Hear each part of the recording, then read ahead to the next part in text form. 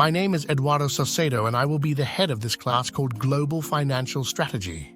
In this course, we will spend a large part of it analyzing the role in the financial results after a company receives foreign currency income or that it makes payments, also called foreign currency. The important thing here is that the variations at the exchange rate can make the situation of the company's financial system very volatile. This, if the total of your income or total expenses, a large part of them is called in foreign currency, causing it to be exposed to a factor that cannot be controlled, such as the variation of the exchange rate. That is going to be a very important point for us, the variation in the exchange rate. Let's start by explaining what the exchange rate is.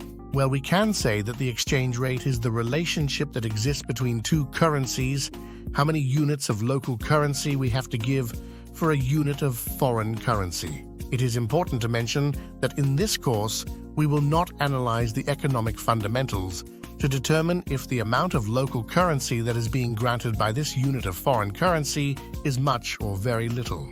In this course, what interests us the most is the level of variation that can exist in a short period in that amount of local currency that we have to give for that foreign currency unit, and how that variation affects the financial situation of the company. Well, next we are going to analyze more things related to the exchange rate. For example, it should be noted that the exchange rate can affect companies in a country in two ways, either directly or indirectly. We say directly because it affects all those companies that actively participate in international trade, whether as exporters or importers of products and services. On the other hand, we say that it affects indirectly because there are companies that do not participate.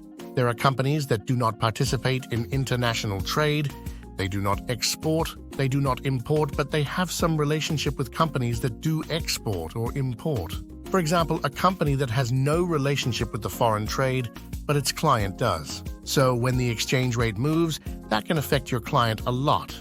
So that once the client is affected, it affects their behavior, and it may be that they end up buying less from this company that has no relationship with foreign trade. So a company can be affected directly and indirectly at the same time, or only indirectly, right?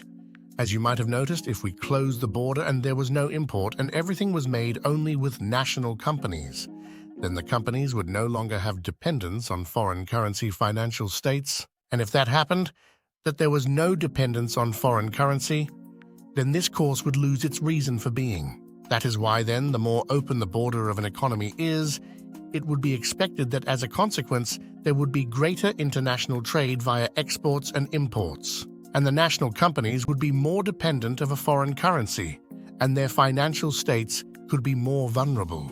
And if that happens, then this class would have a greater reason to be. In short, international trade is very relevant for this class to make sense. That is why, in the next video, we will analyze the evolution of international trade in recent years. To greater international trade, greater dependence on foreign currency, greater dependence on foreign currency, greater reason to take this class. We'll see you in the next video.